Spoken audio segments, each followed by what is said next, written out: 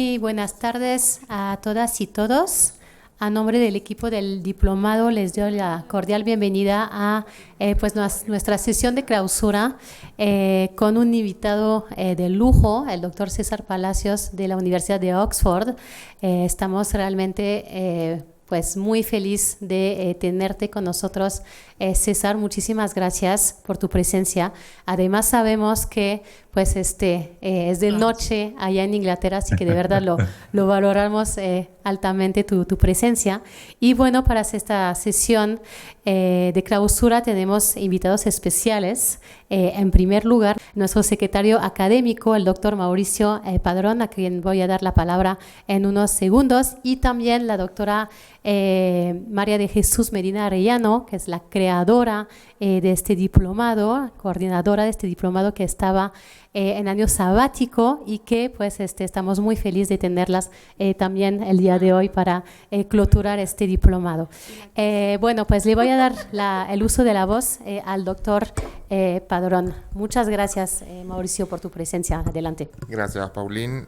Buenas tardes a todas y todos. Buenas tardes. Primero agradecerle, como decía Paulín, al doctor César Palacios por esta conferencia de cierre del diplomado. César, no te preocupes, voy a hacer lo más breve posible. No queremos que te duermas antes de empezar la conferencia. Muchas gracias por estar aquí en esta clausura. A todas y todos felicitarlas y felicitarlos por haber concluido el diplomado. Fueron 240 horas de diplomado en 6 meses. Empezaron en febrero y estamos a 15 de agosto. Así que son 6 meses de este diplomado, donde abordaron diversos temas. Yo ahora que repasaba, me tocó, si mal no recuerdo, me tocó inaugurar. Sí, así es. El diplomado, así que ya nos habíamos, no visto necesariamente, pero por lo menos habíamos estado en el mismo ámbito. Y ahora recordando un poco los temas, yo decía, claro, uno cuando habla de o cuando escucha la palabra bioética y bioderecho es como que se pone un poco nervioso porque no sabe exactamente qué está hablando. Pero las implicaciones que tiene para la vida cotidiana y para la vida diaria y por supuesto para la vida académica o para la investigación académica es sumamente importante. Ahora que ustedes terminan el diplomado, pues se convierten en una especie de observadores y de vigilantes del cumplimiento de la ética, ¿no? Uno tiene que estar muy atento porque luego se nos pasan cosas, a veces sin querer, pero otras veces con mala intención. Y entonces ustedes se convierten un poco en eso ahora que terminan de cursar el diplomado.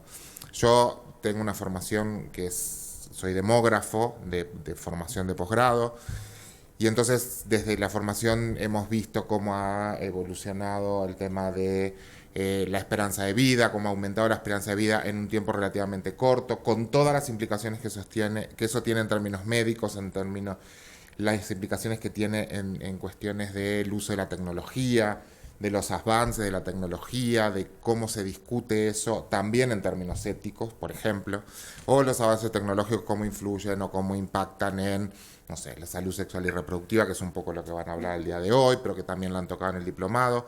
Es decir, sí tiene implicaciones en la vida cotidiana de las personas y todos deberíamos estar un poco más atentos y saber un poco más de esto. Yo no participo en el diplomado porque no es una formación que tengo, aunque se me ocurrieron un par de cosas que yo decía, aquí le falta, ya las hablaré con Paulín y Marichuy, que además las felicito a las dos por esta 8ª edición del diplomado. Muchas felicidades, muy exitoso además. Estamos, por supuesto, pendientes de cuando necesiten empezar la 9ª, a publicitar y a organizar y a preparar la 9ª edición, así que felicidades a las dos. Nuevamente felicidades a todas y todos ustedes por haber concluido exitosamente el diplomado y nuevamente gracias, César, por estar aguantando a estas horas para ti y por supuesto muchas gracias por la colaboración. Felicidades y los dejamos con la conferencia. Muchísimas gracias, doctor Mauricio, y también desde luego queremos agradecer el apoyo de la dirección, la doctora Mónica González Contró, tú, nuestro secretario académico, que nos han apoyado muchísimo y sin ustedes pues jamás hubiéramos podido llevar a cabo de forma exitosa esta 8ª edición, así que pues muchísimas gracias por tu apoyo de siempre, Mauricio.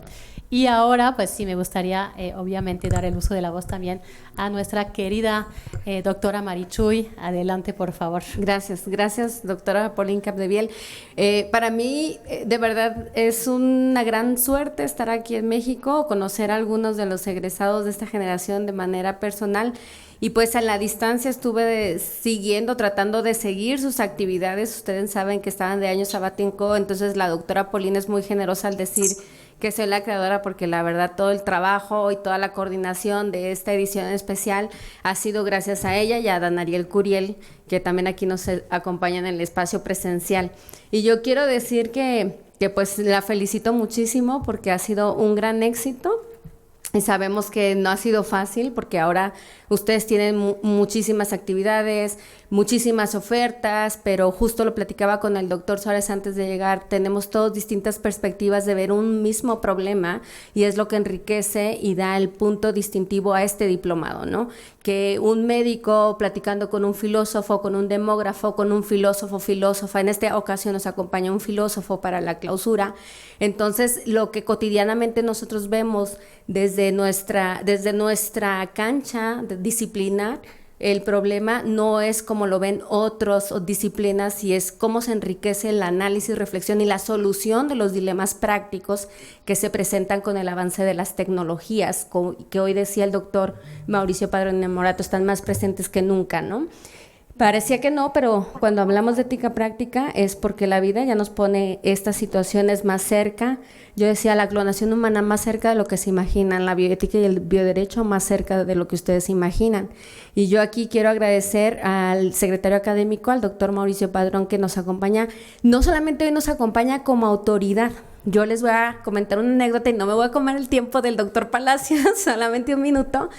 Pero estoy aquí gracias a él y a la doctora Mónica González Contró.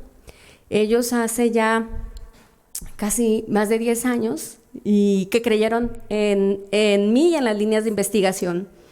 Entonces es gracias, y, o sea, me pongo muy emocionada, perdónenme, porque ustedes saben que estos temas no son fáciles, y más cuando somos jóvenes también, quienes estamos tratando de aportar en esta sana, lo que decimos conocimiento frontera, porque intercambiamos con otras disciplinas, no solamente se queda en el derecho, nos consideramos los hippies del derecho, porque justo mucha gente no entiende lo que hacemos precisamente, o porque no lo ha vivido en la práctica cotidiana, o porque estos puentes entre otras disciplinas apenas tratamos de que se sigan construyendo y fortaleciendo. Entonces yo quiero agradecer de corazón, que es gracias a nuestro secretario académico y a nuestra directora, que estas líneas y este diplomado está aquí en el Instituto de Investigaciones Jurídicas de la UNAM.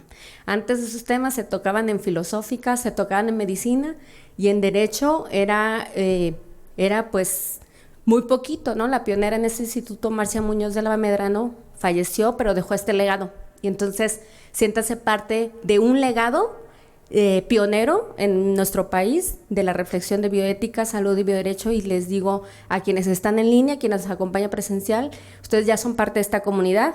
Espero que sigamos construyendo a la bioética, la salud y el bioderecho por el bienestar de todas las personas, animales y el planeta entero, ¿no? Que son los desafíos que tenemos todas las personas, de impactar con este conocimiento para lo que creamos que es un mundo mejor. Entonces, muchas gracias. Pues entonces, sin más, muchas gracias, Mauricio, por habernos acompañado. Y ya vamos ahora sí a dar el uso de la voz a nuestro ponente el día de hoy. Voy a permitirme leer una breve semblanza.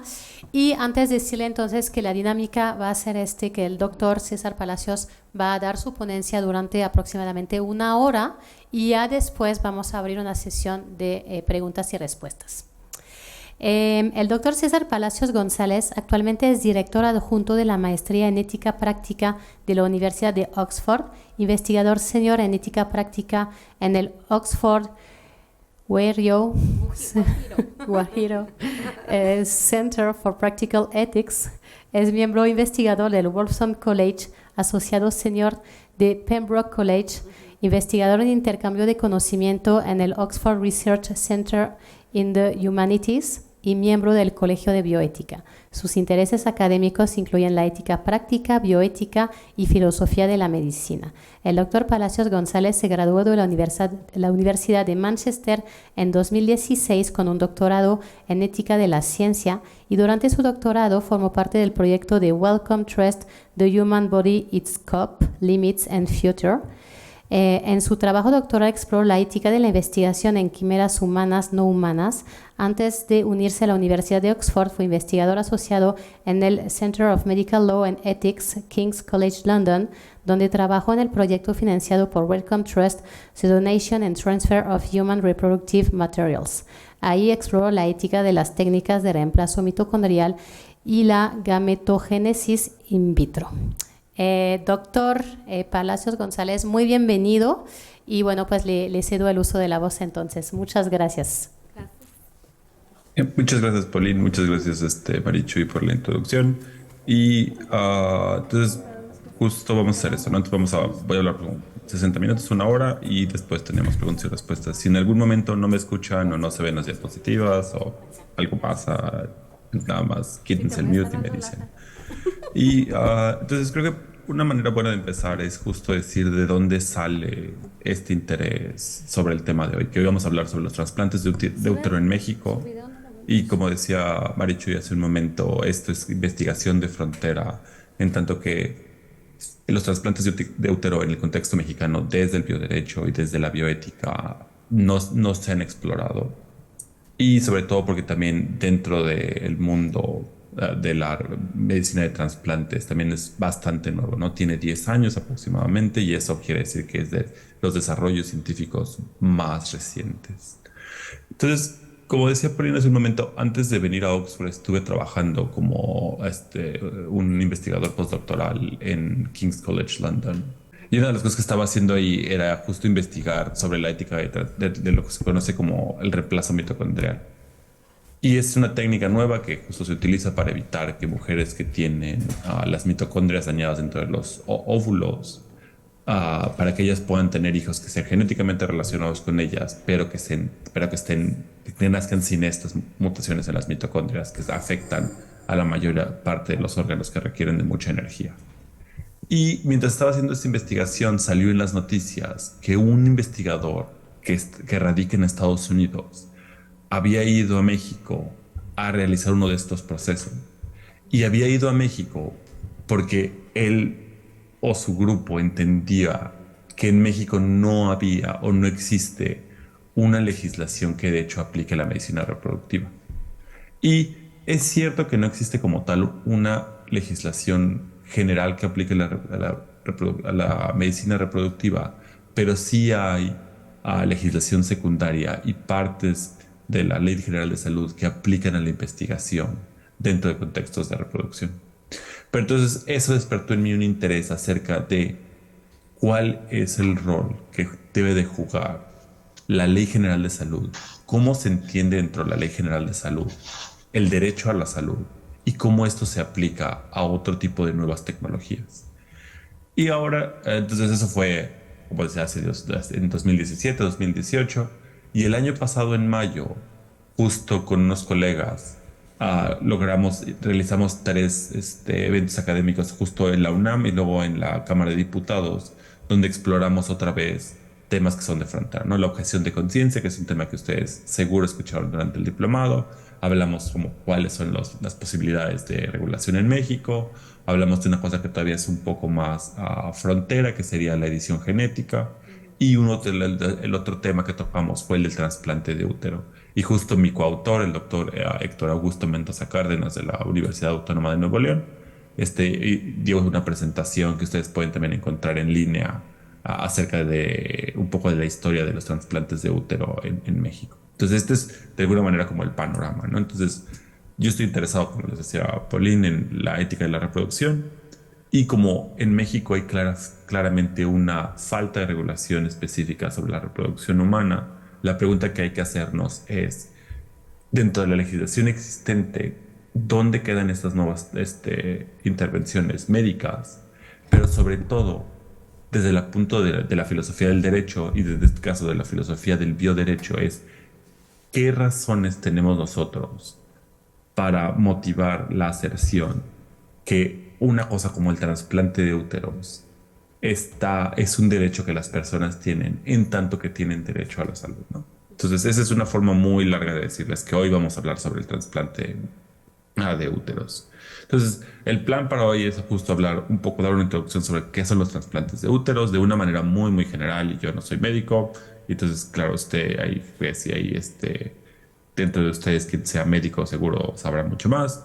Luego voy a hablar cuál ha sido la historia de los trasplantes de útero en México, cuáles son los trasplantes de útero y la legislación mexicana específicamente. Como les decía, al final voy a hablar un poco sobre si existe o no un derecho a los trasplantes de útero desde la concepción del derecho en la legislación mexicana, y esto va a tener otras implicaciones, filosóficas y jurídicas. Ahora, los trasplantes de útero, hablando de manera muy, muy general, son,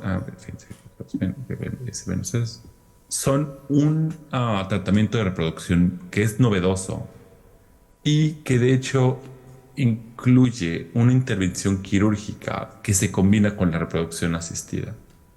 Y los trasplantes de útero se desarrollan sobre todo para ayudar a mujeres que no tienen un útero funcional a lograr un embarazo, a lograr la gestación y a dar a luz, pero en este caso a través de una operación de cesárea. El primer trasplante de útero que fue de hecho exitoso pasó o fue reportado en 2014 por un equipo en Suecia. Y es interesante aquí, y es una cosa que si quieren después podemos discutir, que lo que se entiende como exitoso cuando hablamos de los trasplantes de útero, no es solo que el trasplante no haya sido rechazado por el cuerpo, sino que incluye el no rechazo por el cuerpo, que exista menstruación y después de eso que de hecho se logre un embarazo que se lleve a término. Entonces, claro, las condiciones para decir que un embarazo ha sido, o digo que un trasplante de útero ha sido exitoso, son súper estringentes. ¿Mm? Bueno, algunos de ustedes se pueden estar preguntando por qué es necesario o por qué son necesarios, y también en qué sentido podrían ser necesarios los trasplantes de útero, ¿no? Bueno, hay diferentes razones por las cuales las mujeres no tienen un útero funcional. Entonces existen ciertas condiciones, por ejemplo, que son heredadas, por las cuales las mujeres nacen con un útero, nacen completamente sin útero o con el desarrollo de un útero de manera parcial. Pero, por ejemplo, también hay casos donde las mujeres, por cuestiones de cáncer o por cuestiones de accidentes traumáticos, les ha tenido que retirar el útero. En el caso, por ejemplo, que les decía de cuando es una enfermedad heredada, por ejemplo, o tiene causas genéticas, está este síndrome famoso que se llama Mayer-Rokitansky-Kuster-Hausner. Y es, por ejemplo, las mujeres en este caso nacen con el útero, con un útero muy, muy pequeño o sin un útero. ¿Mm? Ahora, en términos de quiénes pueden ser los donadores para los trasplantes de útero, existen dos tipos de donaciones: o donación cadavérica o donación viva. Y eso es importante y va a ser muy importante cuando discutamos sobre la legislación mexicana. Ahora, en los primeros trasplantes de úteros se dan siempre en trasplantes de vivo. Entonces, una mujer que ya ha terminado su ciclo reproductivo y que decide que ya no quiere tener más hijos, algo que ya no quiere gestar más hijos, dona su útero a una mujer que les decía que tiene alguna de estas características específicas. Ahora, es un tema muy complicado cuáles son los criterios de inclusión y exclusión para ser candidato a un trasplante de útero, pero esos también podemos hablar un poco de ellos si están interesados, pero también tienen que ver con que la mujer esté sana, que que no tenga una neovagina, etcétera, etcétera, etcétera. Ahora, en términos generales, los trasplantes de úteros, y contraponiéndolos a otros trasplantes como los de corazón, como los de riñón o pulmón, tienen la característica que después de que la mujer ha dado a luz a uno o dos niños, el trasplante se retira. Y este caso se retira para evitar que los medicamentos que la mujer toma para evitar el rechazo del órgano puedan afectarla, porque se tiene buena evidencia científica que estos medicamentos pueden afectar la salud a largo plazo. Entonces, es el único tipo de trasplante que es un trasplante transitorio. Y aparte de ser un trasplante transitorio, es un tipo de trasplante que tampoco ayuda a salvar la vida de alguien. Entonces, como ustedes saben, si uno necesita un trasplante de corazón, lo más probable es que si no recibe el trasplante de corazón, uno vaya a morir por la insuficiencia cardíaca, digamos. Pero en este caso, los trasplantes de útero, así como los trasplantes de cara, los trasplantes de brazo, los trasplantes de mano, son trasplantes que aumentan la calidad de vida, pero que no salvan la vida. Y esto es importante desde un punto de vista bioético, porque entonces el cálculo que tenemos que hacer en el cual consideramos los posibles beneficios y los posibles riesgos va a ser diferente. Porque claro, los posibles riesgos que uno podría aceptar cuando la otra opción es morirse, parece que van a ser muchísimo más altos que cuando la otra opción, por ejemplo, podría ser no gestar y tener que adoptar a un niño.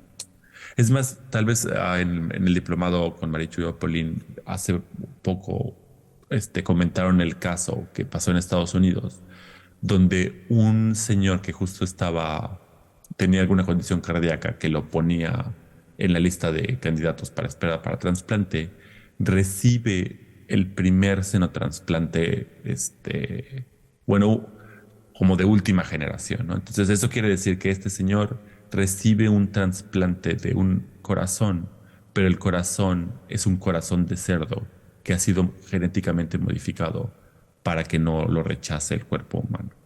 Y entonces, claro, ¿por qué uno podría decir que es éticamente aceptable que alguien reciba un corazón de cerdo cuando no existen estudios tan pormenorizados de este tipo de trasplantes? Es porque, claro, el riesgo que queda cuando uno no realiza el trasplante es que este paciente de hecho vaya a morir. Desgraciadamente el paciente murió a los pocos días, creo que una semana o 2 semanas después, y no se ha reportado en la literatura científica cuál es la causa, si fue parte del padecimiento que este señor ya tenía y que justo ya ni siquiera el trasplante lo pudo ayudar, o si tuvo que ver algo con el trasplante. Ahora, el pionero de esta técnica es el doctor Mats Brandström de la Universidad de Gotemburgo, en Suecia. Y hace poco él y su equipo, de hecho, publicaron un estudio de largo plazo sobre su experiencia con los trasplantes de útero. Y en inglés se le dice, bueno, como se podría esperarse, uterus transplants, o también UTX, que es como la manera como abreviada de decir para no tener que estar repitiendo y repitiendo trasplante de útero. Y en esta última publicación, Brandström y su equipo, de hecho, describen a los trasplantes de útero como un tratamiento de fertilidad seguro para las mujeres que no tienen un útero funcional. Y en este caso, el estudio examina o más bien el estudio sigue a 7 mujeres que recibieron una donación de útero por donante viva. Y de estas 7 mujeres, 6 de ellas lograron embarazarse después del trasplante de útero y fertilización in vitro, lo cual quiere decir que la cantidad de éxito es del 86%. Y claro, esta es una cantidad de éxito altísima en términos de fertilización in vitro, porque en general, dependiendo de las estadísticas que uno observe o dependiendo de los estudios a los que uno ponga atención, la fertilización in vitro, el éxito varía entre 30 y tantos por ciento hasta el 40%, entonces está dentro de ese rango. Pero claro, tener un éxito del 86% entre trasplante y fertilización in vitro quiere decir que de hecho, el éxito es muy, muy alto, ¿no? Y de estas 6 mujeres, 3 de ellas tuvieron 2 hijos. Y entonces el total de niños que nacen después de esta operación, por parte de este equipo son 9 niños. Y el equipo sueco lo que hace es que monitorea tanto el crecimiento de los niños como su desarrollo durante los primeros 2 años, y durante estos primeros 2 años no encontraron efectos adversos. Y estos son procedimientos o son investigaciones clínicas que van a durar por un largo tiempo, ¿no? Entonces la idea es que de hecho van a monitorear estos niños en este momento, pero hasta que sean adultos. Ahora, como les decía, el primer trasplante pasó en 2014, pero a partir de ahí se han realizado más de 70 trasplantes de úteros alrededor del mundo.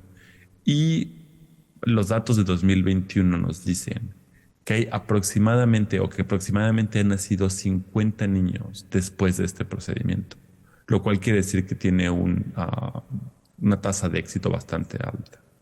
Entonces, ahora, una vez que ya hablamos un poco sobre qué son los trasplantes de útero, como les decía, una pequeña, súper breve historia sobre los trasplantes de útero en humanos y en los números que estamos, hay que cambiar un poco la atención y preguntarnos sobre cuál es el rol o qué ha pasado en términos de trasplantes de úteros en México.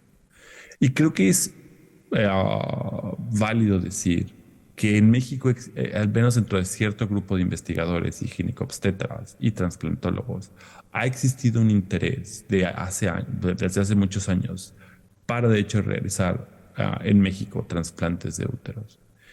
Y podemos decir que esto es así porque, claro, como les decía, el primer trasplante exitoso ocurrió en 2014, pero de hecho el primer trasplante de útero pasó en Arabia Saudita en el año 2000. Y la historia mexicana comienza ahí alrededor del 2015, cuando el director del Instituto Mexicano de Infertilidad, el doctor Luis Arturo Rubalcaba Castellón, organiza un simposio sobre trasplantes de útero en la ciudad de Guadalajara, en Jalisco. Y en este simposio de 2015, de hecho, el doctor Matt Brandstrom, que es el líder del equipo sueco, presenta su trabajo en el área. Después de 2015 a 2019 parece ser que no hay más simposios o que hay otros eventos relacionados con el trasplante de útero en México, pero al menos hay dos publicaciones académicas acerca de los trasplantes de útero, donde investigadores mexicanos o médicos mexicanos que trabajan en México aparecen como coautores. Y estas son la historia detrás del primer trasplante de útero exitoso en humanos, y el otro que tiene el título en inglés, que es el autotransplante uterino en primates no humanos con la preservación de los pendículos ováricos y pendículos escolares ováricos. Y como dice, el primero solo es una historia de que recuenta qué es lo que pasa en el primer caso exitoso de un trasplante de útero. Y el segundo, de hecho, es este grupo mexicano que realizó trabajo en animales no humanos, en este caso en primates, para de alguna manera practicar y refinar las técnicas que se requieren para llevar a cabo el trasplante de úteros en humanos. Entonces las publicaciones son de 2017 y de 2019, y si me acuerdo bien, en este último workshop que tuvimos en la Universidad de Oxford, el doctor Rubalcaba mencionaba que tenían otras publicaciones que iban a salir pronto. Y aparte de estos dos artículos que mencionaba, al menos dentro del contexto general del trasplante de útero, México es mencionado en dos artículos académicos más. Hay uno de 2016, donde de hecho se habla de los diferentes equipos alrededor del mundo que están interesados en el trasplante de úteros, y entonces ahí se menciona Francia, China, Australia, Singapur y México. Y en el otro artículo 1 de 2018 habla sobre cómo un equipo japonés también estaba trabajando en trasplantes de útero en primates no humanos. Y dice que los equipos, por ejemplo, de Singapur, China, Taiwán y México le pidieron ayuda al equipo japonés para poder perfeccionar las técnicas que también ellos llevaban a cabo en trasplantes no humanos.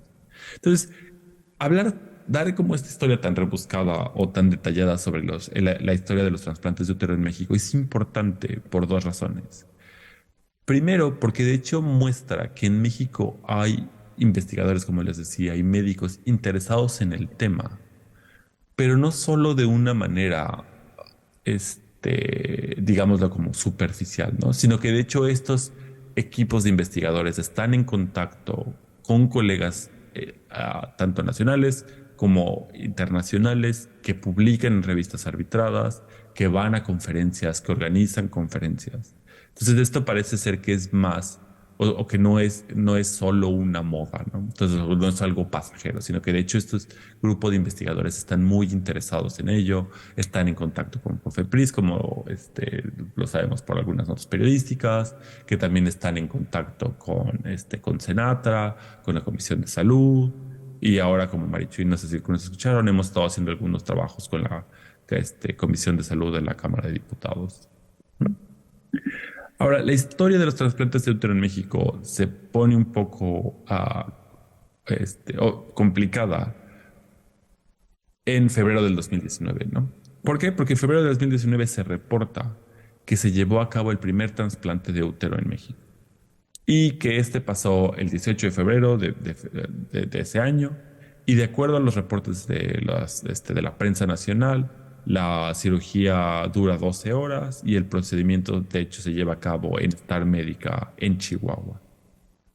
Y sabemos, por ejemplo, también por estas mismas notas periodísticas, que el doctor Jaime Arturo Escárcega Preciado y el doctor Manuel Gerardo Leal Almeida lideraron o fueron los líderes del equipo que llevaron a cabo este procedimiento. Una nota interesante que no fue reportada en los medios nacionales es que un médico español también estuvo involucrado en este trasplante de útero, el doctor Francisco Carmona. Ahora, ¿qué tanto estuvo involucrado en este trasplante o cuál fue su rol? No es claro. Pero de hecho, en el blog personal de Carmona da un recuento del trasplante y dice que en la madrugada del martes 19 de febrero participé en el primer trasplante de útero que se ha llevado a cabo en la ciudad de Chihuahua, en México. Y la participación de Carmona es interesante y el menos es relevante también hablando sobre el bioderecho. Es interesante por dos cosas. Es interesante primero porque va a hablarnos también de una cosa que sucede de manera frecuente con las innovaciones médicas en México, que es que médicos del extranjero vienen a México o llevan a cabo o coparticipan en estas nuevas intervenciones. Y eso abre un montón de interrogantes en términos de los permisos que se requieren para, de hecho, poder participar o para practicar medicina en México o para asistir de manera técnica en México dentro de estas investigaciones. Pero poniendo eso a un lado, también les decía que es interesante porque Carmona es el primer, también estuvo involucrado en el primer trasplante de útero en España en 2020. Y de hecho ese trasplante de útero terminó con un bebé que nació en el 10 de marzo de 2023. Y alguien se podría preguntar, ¿por qué desde 2020 hasta 2023? Bueno, pues por COVID. Entonces, claro, pasa COVID, la pandemia está a todo, y lo que pasa es que muchísimas de estas investigaciones clínicas se tienen que suspender. Y en este caso, claro, ya se realizó el trasplante de útero, pero lo que no puede pasar después es la fertilización in vitro.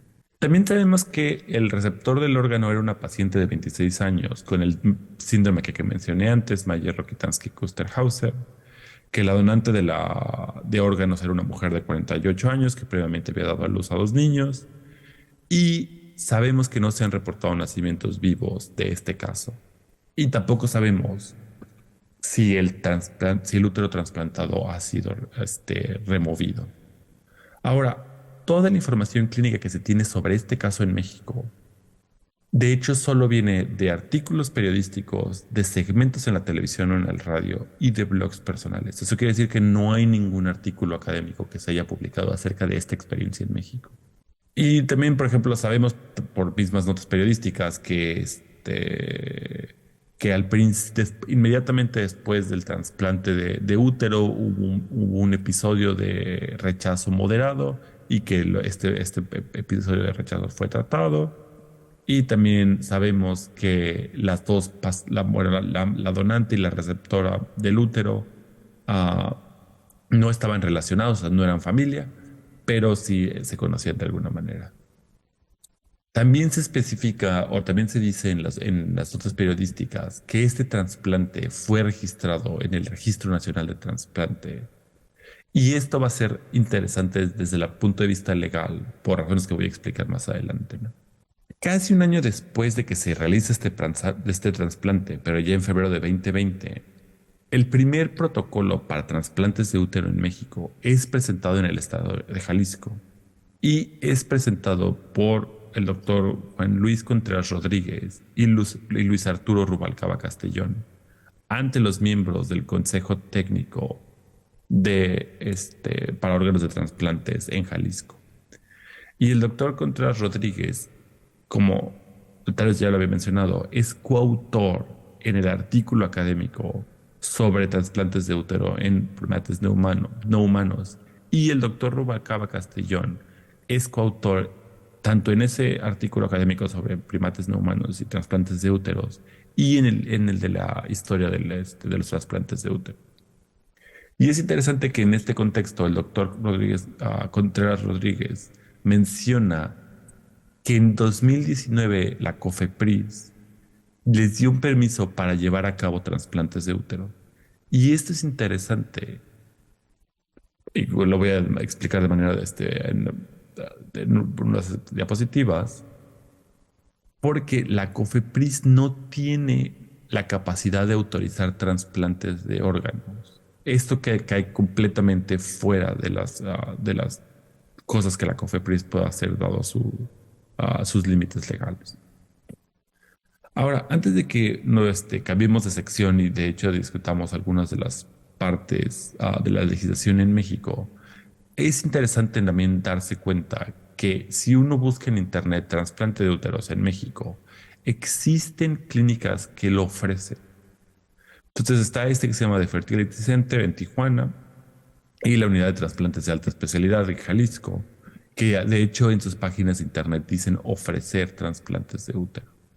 Y es más, la unidad de trasplantes de alta especialidad mantiene que es el único centro en México que ha sido certificado para llevar a cabo los trasplantes de útero, pero no dice ni quién lo certificó ni cuándo la certificación tuvo lugar.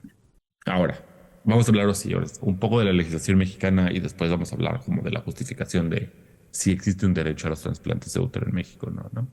Como todos ustedes saben, en México la Ley General de Salud es la pieza de legislación federal que regula la provisión de salud en todo el país. Y en términos jerárquicos, viene después de la Constitución Política y de los tratados internacionales relacionados con los derechos humanos, de los cuales México es signatario. Ahora, lo que vamos a hacer es pensar sobre todo en el capítulo 3 de la Ley General de Salud, dado que este es el que regula los trasplantes de órganos.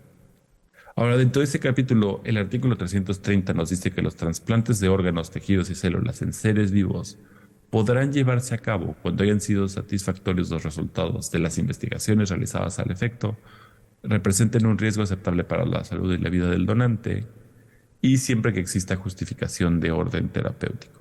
Entonces, claro, por lo que les dije de manera súper breve al principio de la presentación, parece ser que al menos de acuerdo a lo estipulado en el artículo 330, los trasplantes de útero, de hecho, cruzan esta barrera, ¿no? O de hecho, pasan esta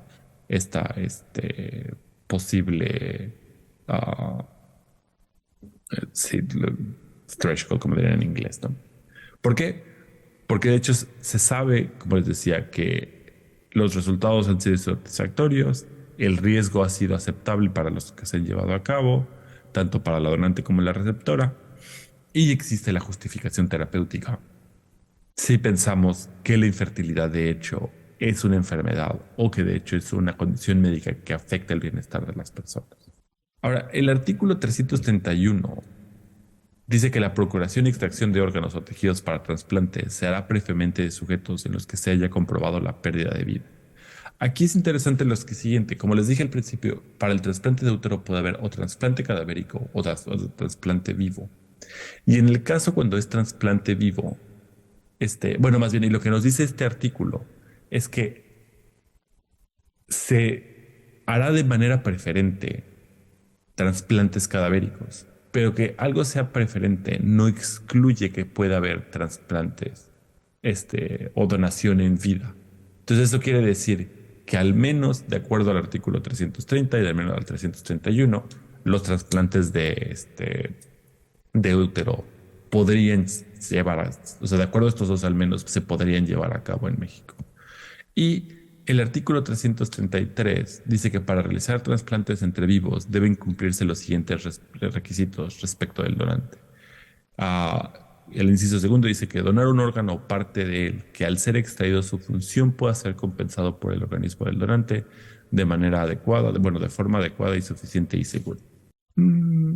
Ahora, aquí pasa algo bien interesante, que es que cuando uno piensa en este inciso segundo, claro, viene, o seguramente la idea de los legisladores al ponerlo, es que si uno piensa donar en vida un riñón, claro, otro riñón te tiene que quedar para que puedas estar sano. O si piensas donar una parte del pulmón, entonces claro que el otro pulmón te tiene que quedar para que seas sano.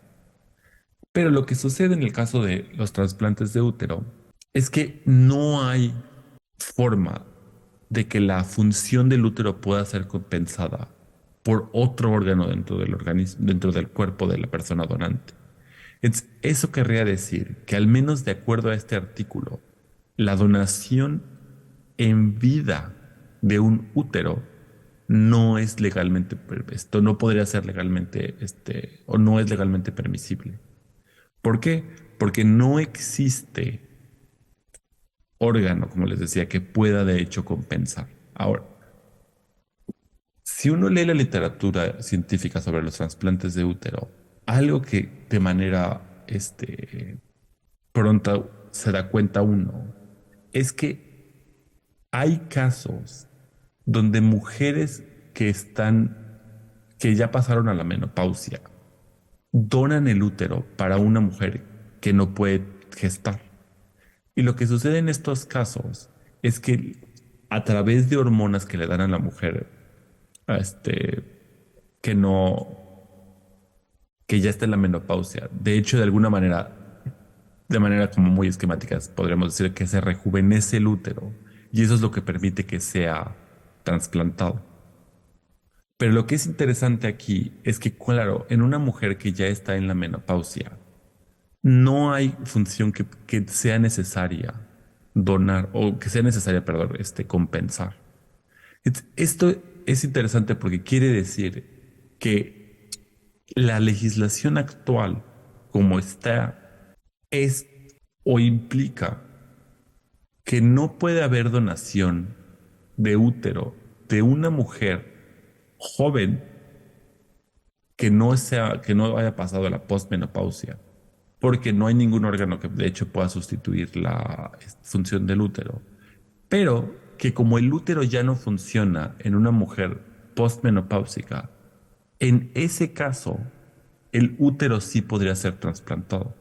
Entonces, si nosotros quisiéramos de hecho pensar en todas las posibilidades que pueden existir para el trasplante de úteros dentro de pacientes o dentro de la donación entre vivos, cualquier legislación futura, de hecho, tendría que cambiar este inciso del artículo 333.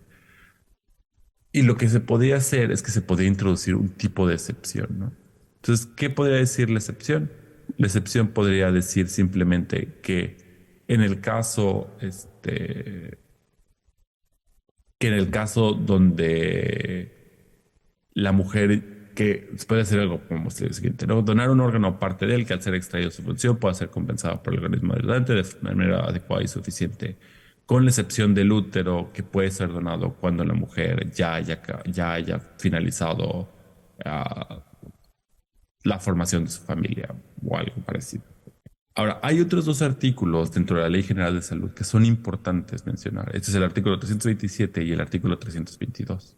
El artículo 327 prohíbe la venta de órganos en México y establece que toda donación de órgano debe ser guiada por los principios de altruismo, la ausencia del ánimo de lucro y la confidencialidad. Y el artículo 322 dice que la donación expresa podrá constar por escrito y ser amplia cuando se refiere a la disposición total del cuerpo o limitada cuando se otorgue respecto a determinados componentes. Y lo que es interesante aquí, al menos sobre el artículo 327, es que la ley de hecho no define cómo tiene que entenderse confidencialidad. No está claro si el donante no debe saber quién es el receptor del órgano y viceversa, si el receptor no tiene que saber quién es el donante. O si confidencialidad en este artículo en específico solo está hablando de la confidencialidad de los datos médicos. Ahora, si la primera interpretación es la correcta, esto querría decir que una madre que quisiera donarle su útero a su hija porque su hija no puede gestar, no podría hacerlo. ¿Y por qué no lo podría hacer? Porque claro, la madre sabría quién va a ser la receptora y en este caso se rompería la confidencialidad. Pero como pueden ver, el artículo 322 dice que alguien puede de hecho donar de manera directa. Y cuando esto se puede hacer, eso contradice lo que dice el artículo 327, ¿no? Entonces aquí tenemos justo una ambigüedad sobre el artículo 327 y parece ser que hay cierto tipo de contradicción con el artículo 322. Ahora, si salimos de la Ley General de Salud y más bien nos movemos a otro tipo de legislaciones o otro tipo de regulaciones, tenemos la norma oficial, las normas oficiales, ¿no? Y dentro de las normas oficiales, estas son regulaciones técnicas, como ustedes saben, que están emitidas por las agencias competentes. Y en particular, la NOM, tiene un nombre súper largo, la NOM EM003 SSA 1994, es la que de hecho regula la disposición de órganos y tejidos para objetivos terapéuticos.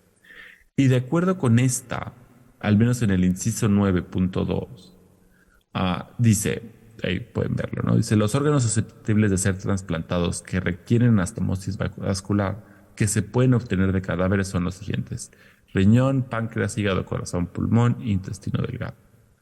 Y el punto 9.3 dice, los órganos susceptibles de ser trasplantados que requieren de anastomosis vascular que se pueden obtener de disponentes originarios vivos son los siguientes: riñón, 1, pulmón, un lóbulo, hígado, un lóbulo, páncreas, un segmento distal, intestino delgado, un segmento no mayor de 50 centímetros. Ahora, aquí existe un problema porque, claro, si, como les decía, esta norma es la que de hecho da las regulaciones técnicas sobre cómo se llevan a cabo los procedimientos, hay dos posibles interpretaciones. Hay una interpretación que sería como una interpretación estricta, que diría que los trasplantes de útero en México no se pueden llevar a cabo, porque de hecho el útero no está mencionado dentro de los órganos susceptibles de trasplante cadavérico, los cuales aparecen como les decía, en 9.2 y en los demás incisos. Entonces eso querría decir que aquí no puede haber donación cadavérica. Y de la misma manera, el 9.3 también nos diría que no puede haber donación en vida, porque tampoco está mencionado el útero aquí. Como les decía, esto es una interpretación muy estricta sobre qué dice la ley, ¿no? Bueno, en este caso la norma oficial. Entonces, claro, lo que no está permitido, en este caso estaría prohibido. Pero existe otro tipo de interpretación legal, la cual se aproxima a esta situación de una manera donde los derechos de las personas, donde las normas se tienen que interpretar de la manera que respeten lo más posible los derechos de las personas. Y en este caso, esa interpretación del derecho nos diría que tanto el artículo 9.2 como el 9.3 sí permiten o sí dan cabida a que existe el trasplante de úteros. Y sí dan cabida a que esto suceda, porque no está explícitamente prohibido no están explícitamente prohibidos los trasplantes de útero, ni para la donación cadavérica, ni para la donación en vida. Un artículo que no tengo aquí, que sí aparece en la Ley General de Salud, es uno que de hecho, por ejemplo, prohíbe la donación, prohíbe el trasplante de gónadas. Eso, por ejemplo, prohíbe el trasplante de testículos o en este caso prohibiría, por ejemplo, el trasplante de ovarios. En el caso del trasplante de úteros, no se trasplantan los ovarios, solo se trasplanta el útero. Alguien podría preguntarse, ¿cuál es el caso de tener un artículo que de hecho prohíba el trasplante de testículos, por ejemplo? Pero sí ha habido casos donde se ha habido trasplante de testículos. Por ejemplo, hay un caso muy famoso donde hay un trasplante de testículos entre gemelos idénticos. Como pueden ver hasta este momento, existe, al menos dentro de la Ley General de Salud y la norma oficial, hay un cierto tipo de incertidumbre legal acerca de si los trasplantes de útero de hecho son legal dentro de un contexto, si son legales en México o de hecho si no están prohibidos por las leyes mexicanas y por las normas mexicanas. Entonces, de hecho, con el diputado Emanuel Reyes Carmona y con la secretaria técnica de la Comisión de Salud, la maestra Rebeca Alcaide, hemos estado en pláticas, discusiones acerca de cuál sería la mejor manera o qué maneras existen para refinar el lenguaje dentro de la Ley General de Salud si es que se quisiera permitir de manera súper explícita los trasplantes de úteros en México. ¿Cómo voy de tiempo? Déjame, me apuro porque... Ahora, vamos a ver un poco para el caso de Chihuahua. Vamos a volver al caso de Chihuahua, ¿no? Entonces, cuando volvemos y vemos el caso de Chihuahua, lo que podemos concluir es que desde el punto de vista legal es completamente incierto si el primer trasplante de úteros en México, de hecho, siguió la ley, la norma oficial mexicana, ¿no? Específicamente el punto 9.3. Y también está abierto a investigación si se violó la Ley General de Salud. Otra cosa que tenemos que preguntarnos es cómo es posible que el equipo de Chihuahua de hecho haya registrado el trasplante de útero en el Registro Nacional de Trasplantes, dado que no parece ser que no aparece, no aparece como una de las posibilidades de trasplantes. Y lo que también hay que preguntarnos es si este trasplante que sucedió en Chihuahua de hecho fue parte de investigación clínica. Y al momento no existe evidencia, al menos pública, de que este trasplante fuera parte de un programa de investigación. Si hubiera sido parte de un programa de investigación, entonces requeriría autorización expresa de la Secretaría de Salud.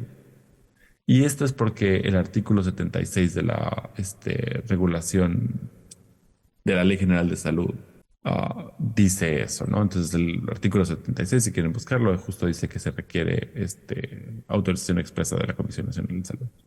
Ahora, si el equipo de Chihuahua obtuvo la autorización y supervisión por parte de la Secretaría de Salud, no se ha mencionado en ninguno de los artículos de los periódicos.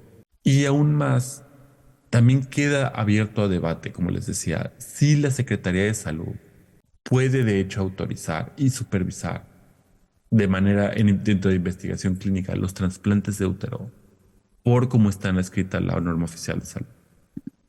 Entonces, déjenme súper rápido decirles un poco de la COFEPRIS, ¿no? Entonces, como todos saben, la COFEPRIS justo trata de protegernos en contra de los riesgos sanitarios. Y la pregunta que nosotros nos hacemos en este contexto es si la COFEPRIS de hecho puede autorizar que se lleven a cabo trasplantes de útero en México, ¿no? Entonces, si recuerdan hace poco, bueno, en una de las diapositivas anteriores mencioné que el doctor Contreras Rodríguez aseveró que la COFEPRIS se les había dado permiso para llevar a cabo un trasplante de útero.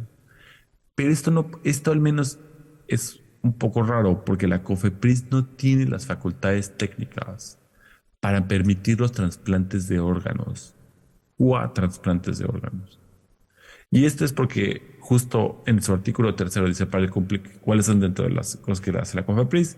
Para el cumplimiento de su objetivo, la Comisión Federal tiene a su cargo las siguientes atribuciones: ejercer la regulación, control, vigilancia y fomento sanitario, que en términos de las disposiciones aplicables corresponde a la Secretaría en materia de establecimientos de salud, disposición de órganos, etc.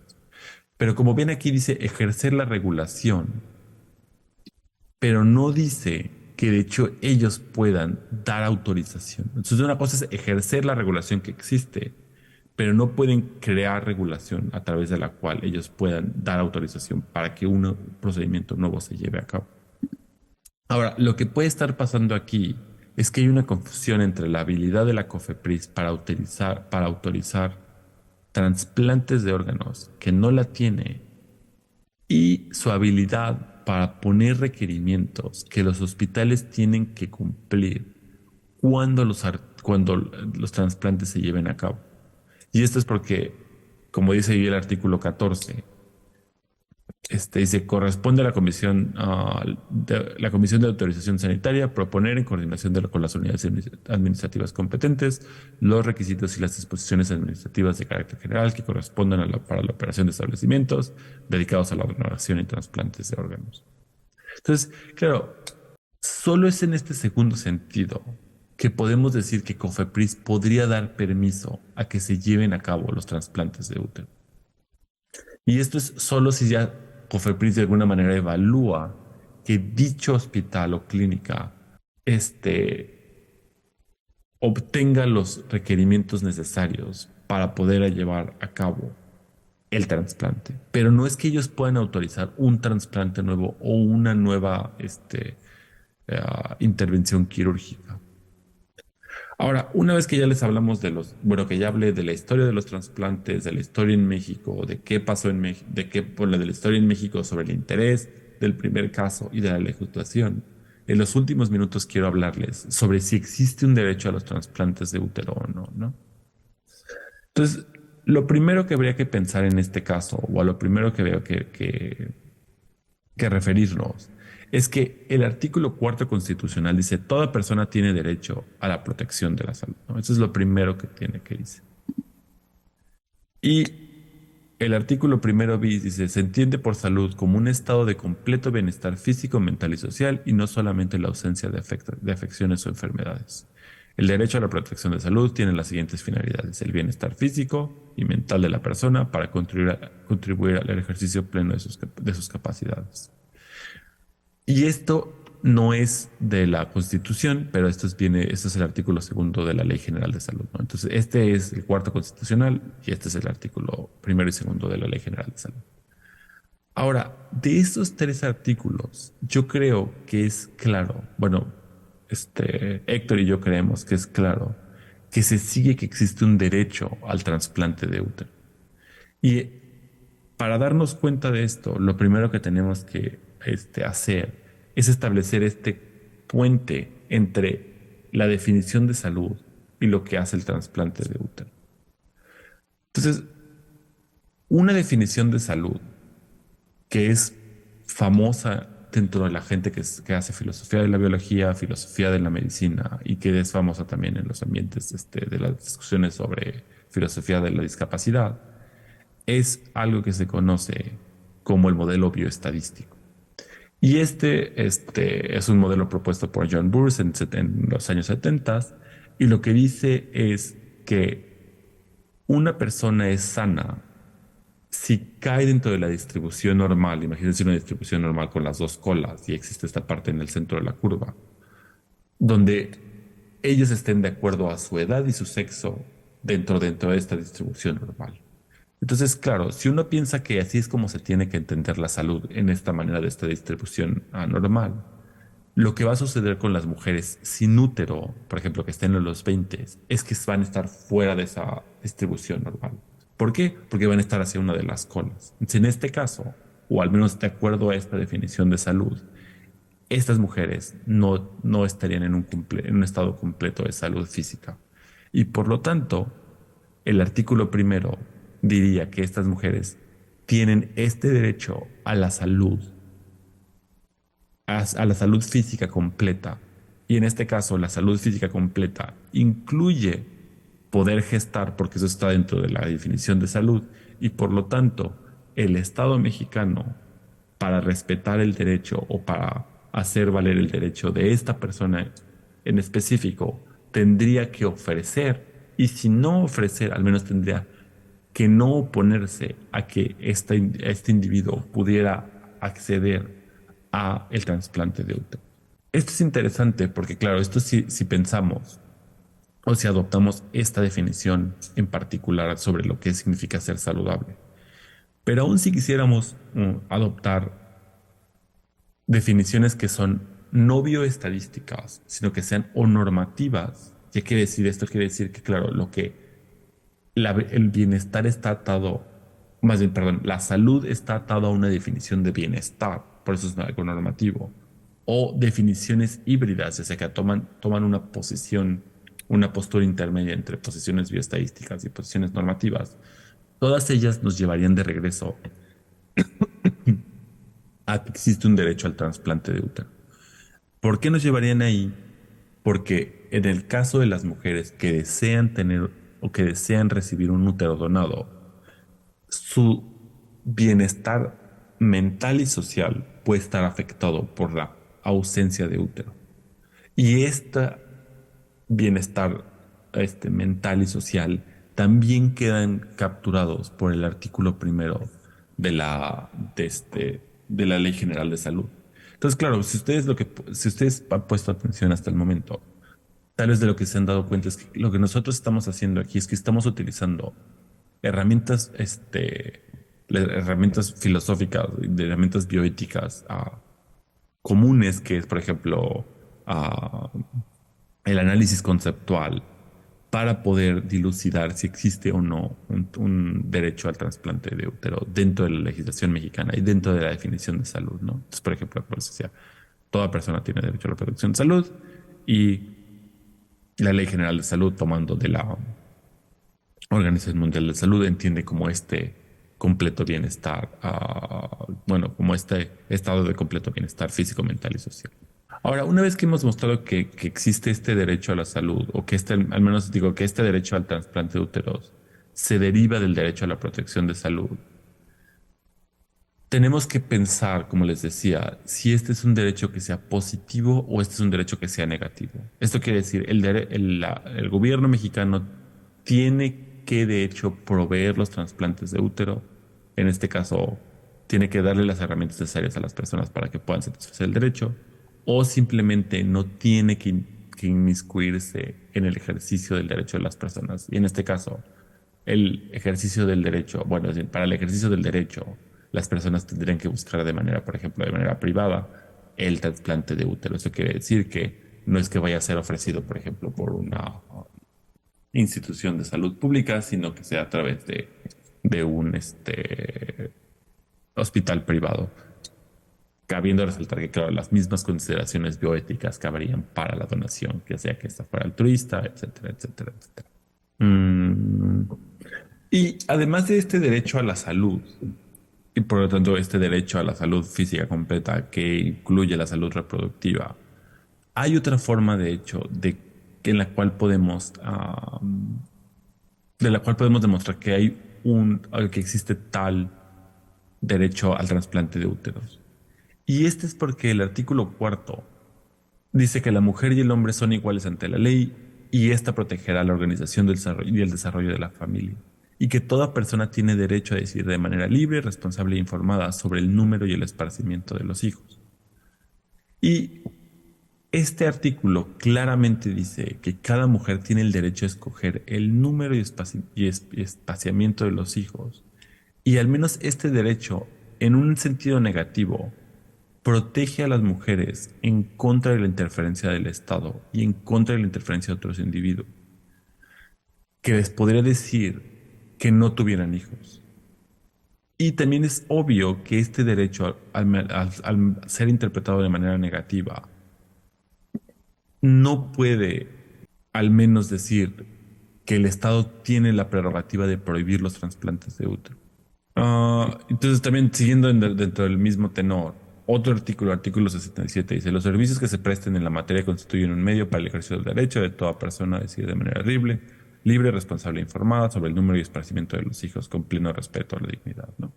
Entonces, claro, en este caso, aparte de este derecho negativo, o aparte de poder entender el acceso a los trasplantes de útero de manera negativa, el artículo 67 de la Ley General de Salud nos podría decir que también existe una manera positiva de interpretar este derecho. Y esto es porque si no se da a través, por ejemplo, de instituciones del Estado, los trasplantes de útero, este derecho a la salud, a la salud y por lo tanto a la salud reproductiva queda truncado.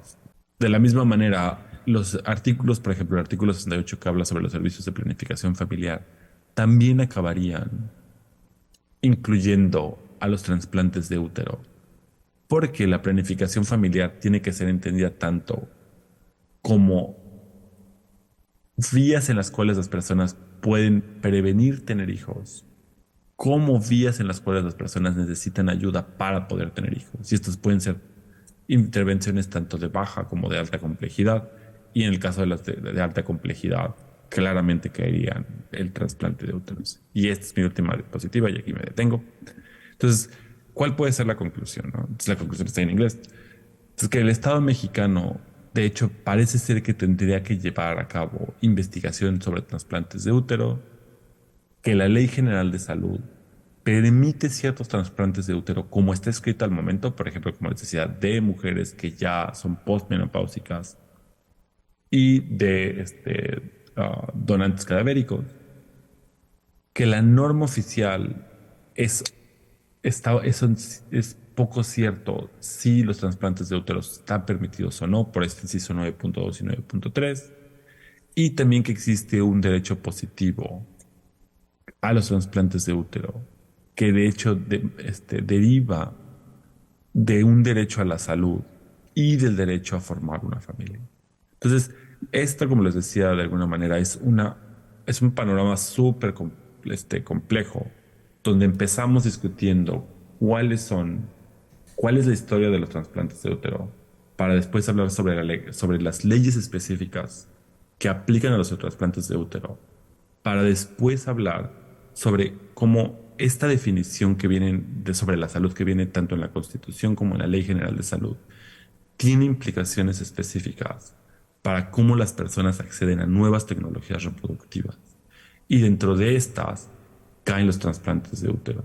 Entonces, claro, es un viaje un poco largo en carretera de montaña, pero al final del día me parece que es claro que, al menos como está escrita la legislación mexicana, el Estado tiene la obligación de permitir los trasplantes de útero. Y si quisiéramos ser todavía más fuertes en nuestra conclusión, es que el Estado de hecho tiene la obligación de poder proveerlo.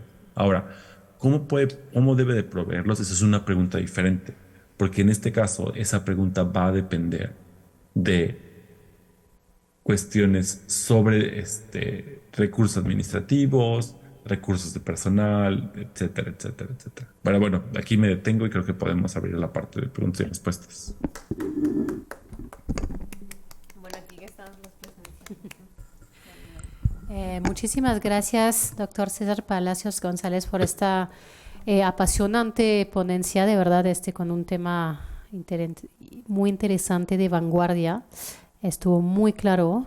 Y estoy segura que va a haber muchas preguntas. No duden en hacerlas. Creo que realmente es un lujo tener aquí al doctor, un especialista sobre este tema tan novedoso. Y Dan Ariel, te voy a pedir que me apoyes con la moderación, ¿está bien? Ya que estás enfrente de la computadora. Claro. Muchísimas gracias. De verdad, fue de lo más interesante. Muchas gracias. Gracias. Bueno, doctor. Si tienen preguntas sobre esta parte o si quieren hablar sobre otras cosas sobre ética, más que contento. Yo tengo una pregunta, no. Yo sé aquí. No, de una vez, doctora. No. Bueno, ya tenemos una pregunta primero los estudiantes, las y los estudiantes. Mi pregunta es, doctor, el trasplante de útero no es, como usted dijo muy bien, otro trasplantes en los que se salva la vida o se mejora la calidad. En este caso, el fin del trasplante de útero es básicamente cubrir una expectativa personal, ¿no?, de realización personal y social, en el sentido de tener descendencia, de poder tener a quien heredar, a quien cuidar, a quien... Eso no está previsto en la legislación. ¿Cómo podría usted considerar que ese fin, que no es nada biológico en sí, sino es algo más subjetivo, más humano que biológico en sí, ese objetivo del trasplante de útero, podría encuadrar en las normas legales. Gracias. Muchas gracias por esa pregunta, Germán. Creo que como decía, eso depende de cómo entiendas tú qué es la salud. Si tú piensas que la infertilidad es un tipo de enfermedad, entonces la infertilidad, entonces esa definición de salud de hecho va a llevarte por el camino que yo les decía, ¿no? Entonces, claro, si uno piensa que la infertilidad es una enfermedad, que por ejemplo la legislación mexicana dice que la gente tiene derecho al completo bienestar físico, entonces, claro, esto que yo tengo, que es no tener útero, me quita de mi bienestar físico y por lo tanto tengo yo una prerrogativa en contra del Estado mexicano para pedir que el Estado solucione, si puede, esta aflicción que yo tengo. Y si lo puede hacer, dado que existe este nuevo desarrollo tecnológico.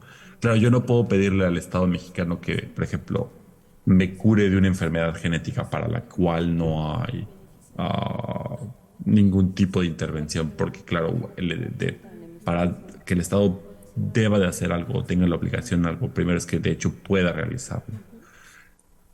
Eso es por una parte. La hora, si tú entiendes o si tú crees que la salud no tiene que, la salud no se- que la infertilidad no se tiene que entender como una enfermedad y que la reproducción no es tanto una necesidad, sino es un deseo de las personas.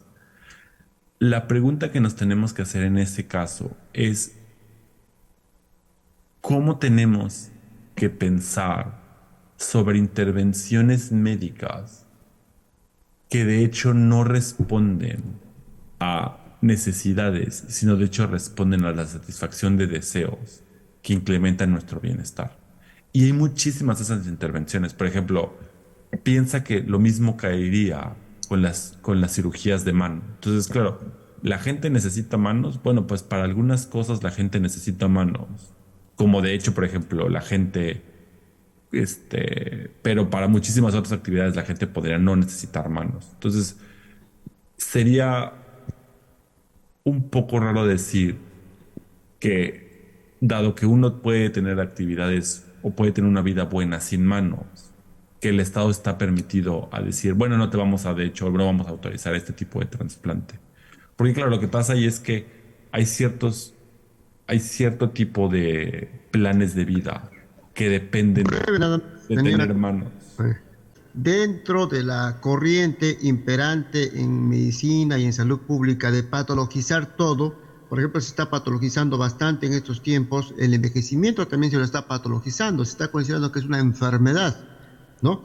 Entonces, bajo ese punto de vista, es más probable entonces que sí sea considerado una enfermedad por la presión del mercado, por la presión de demanda y de oferta, se va a patologizar la necesidad de tener un útero y como tal se estaría diciendo que se está curando a la paciente al ofertarle o al atenderle con una necesidad de un útero para la mujer, ¿no? Bajo ese punto de patologizar la enfermedad.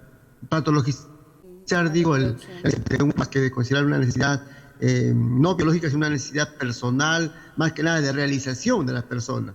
Porque, repito, no mejora la calidad de vida ni salva la vida de la persona.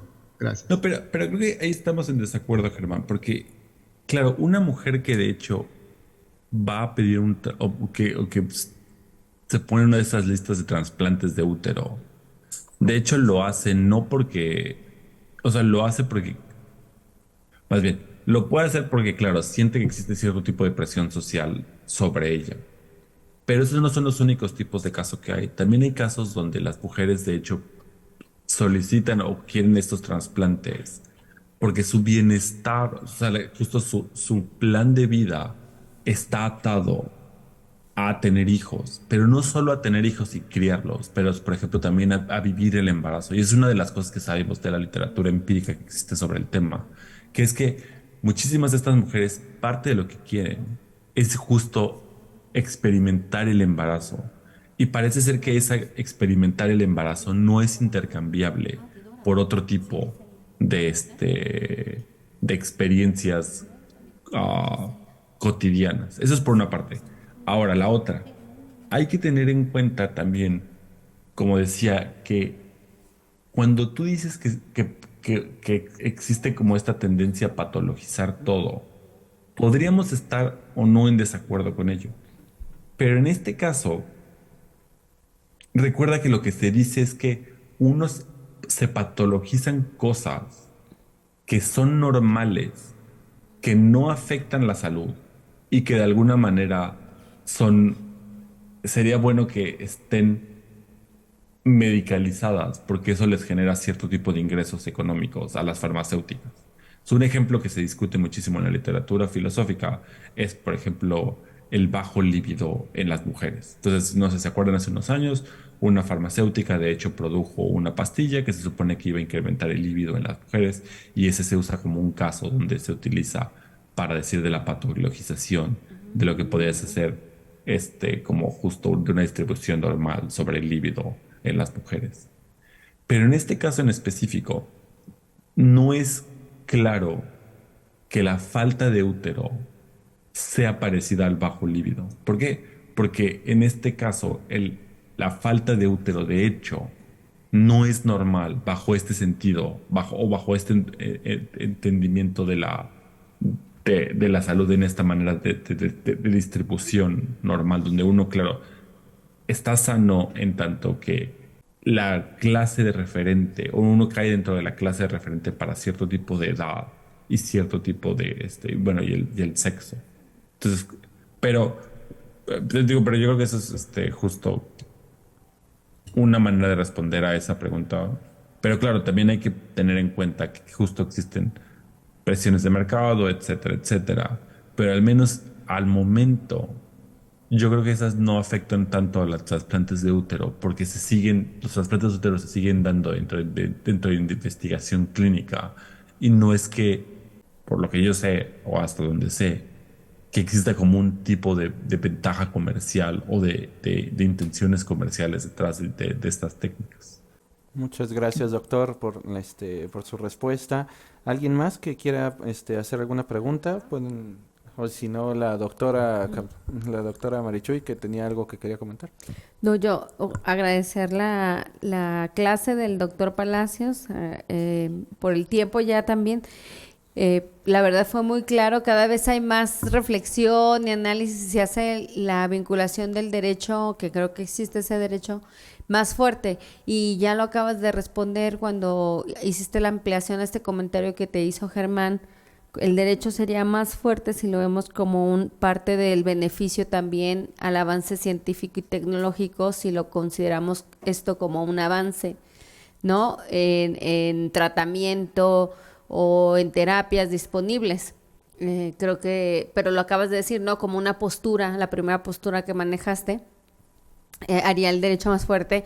E incluso yo creería que es más fuerte si lo desvinculamos de la salud, porque realmente tenemos nosotros acceso al avance científico y tecnológico que no está directamente vinculado a la salud, pero por el cual accedemos a la salud.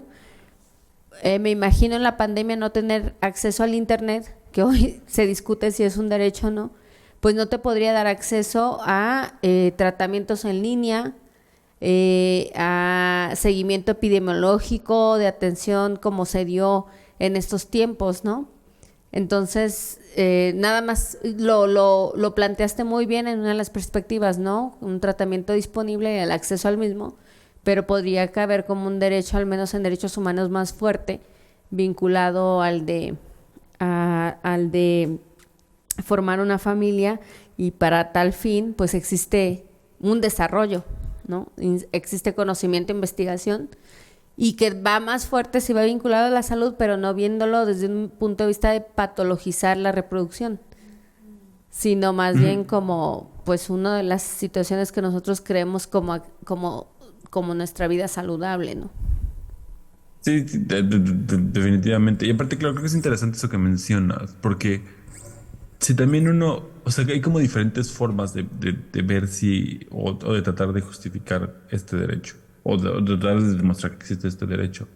Y una de ellas que no expuse aquí es justo también a través del derecho a gozar de los avances científicos. Entonces, si existe ese derecho y esto se consigue como un avance científico que podría beneficiar a cierta población, también uno podría construir un argumento por ese lado, para decir que existe cierto tipo de o más bien que existe este derecho a el trasplante de úteros.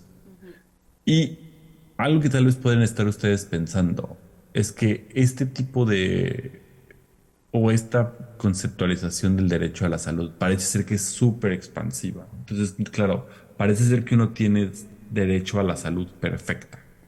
Y lo que es interesante es que yo creo que eso no es una reducción al absurdo, sino que de hecho es como es un principio orientador que debe de regir la manera en cómo el Estado se acerca a la salud.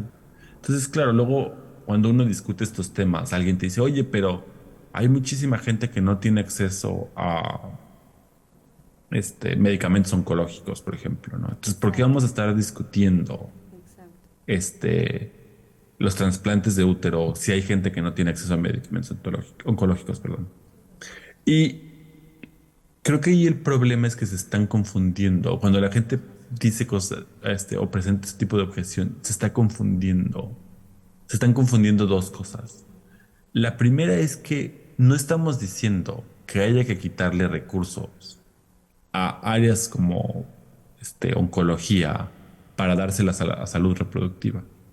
Esa es la primera cosa.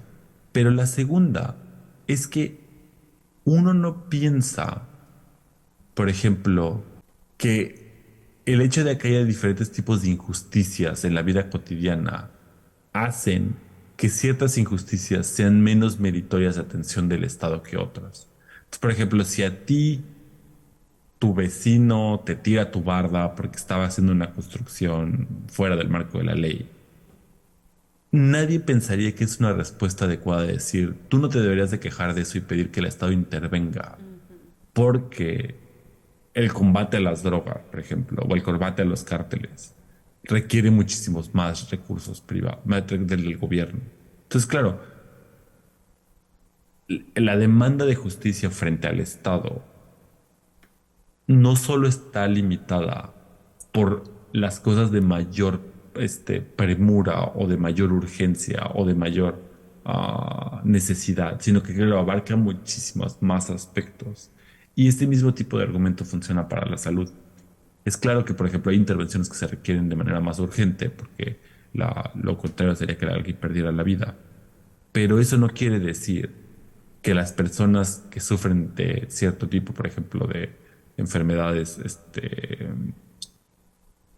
o reproductivas, no deban de tener acceso a dichos procedimientos o a dichas intervenciones, ya sean de alto o de baja complejidad. Claro, muchas gracias, doctor. De hecho, pues creo que es una forma muy interesante de ver el tema, ¿no? Una cosa no necesariamente invalida la otra, ¿no? Me parece que la doctora Capdeviel también tenía algo que quería preguntar, por favor. Gracias, Daniel. Bueno, escuchándote, pues sí pensé que los trasplantes de útero puede significar como pues una gran esperanza, ¿no? Para mujeres, para las parejas que padecen infertilidad. Y me empecé a preguntar si eso no podía ser una solución para pues subsanar este debate muy controvertido sobre gestación subrogada. Si podríamos pensar que finalmente estos trasplantes pues podría ser una solución, no sé si necesariamente eliminaría, digamos, la necesidad pues de estas mujeres que ofrecen su útero pues para gestar un embarazo para otras personas, si podría participar de la solución de la problemática.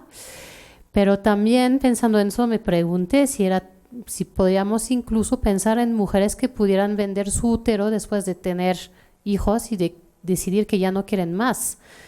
En otros países donde pudiera ser legal esta posibilidad, si pudiera ser recibida en México, y si habría como tal realmente un impedimento ético a pues poder vender un órgano del cual finalmente ya desde nuestra autonomía pues consideramos que ya no lo necesitamos y que podría servir a otras personas.